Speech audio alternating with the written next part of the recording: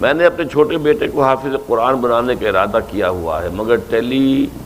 Vision پر سوالات کے ایک پروگرام میں ایک عالم دین نے بتایا کہ قرآن کو حفظ کرنا ایک نفل عبادت ہے جبکہ اس کو سمجھنا زیادہ افضل ہے۔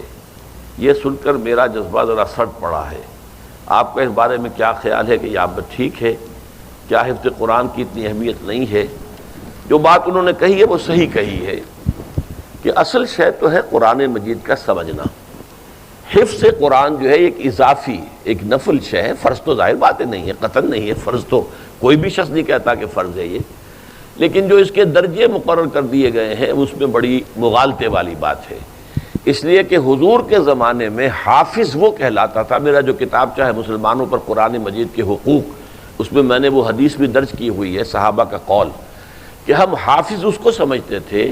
کہ جس کے ایک تو حفظ قرآن اس کے ذہن میں حافظے میں موجود ہوتا تھا، قرآن کا علم اس کے دماغ میں محفوظ ہوتا تھا،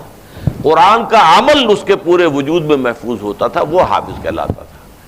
اب یہ صرف الفاظ یاد ہیں، نہ اس کا مفہوم پتہ ہے، وہ تو جیسے ٹیپ چل رہی ہے اس ٹیپ کو کیا پتہ کہ میرے اوپر کیا لکھا ہوا ہے، وہ لکھا ہوا ہے دوسرے سن رہے ہیں سن لیں،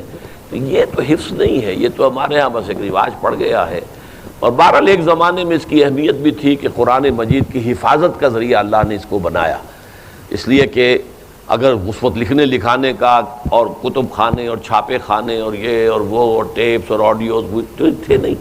تو اس لیے اس کی جو اہمیت پہلے تھی اب وہ رہی بھی نہیں ہے۔ البتہ یہ ہے کہ اگر آدمی یاد کرے اور جتنا زیادہ یاد کرے گا اتنا ہی اس کے پاس ایک دولت ہے، خزانہ ہے۔ البتہ اصولی طور پر جن صاحب نے وہ بات کہی ہے، میں نہیں جانتا جس نے کہی ہے، صحیح کہی ہے کہ قرآن مجید کا حفظ ایک نفلی عبادت ہے، اس کا سمجھنا یہ ہمارے لیے فرض ہے، اصل شے فرض سمجھنا ہے۔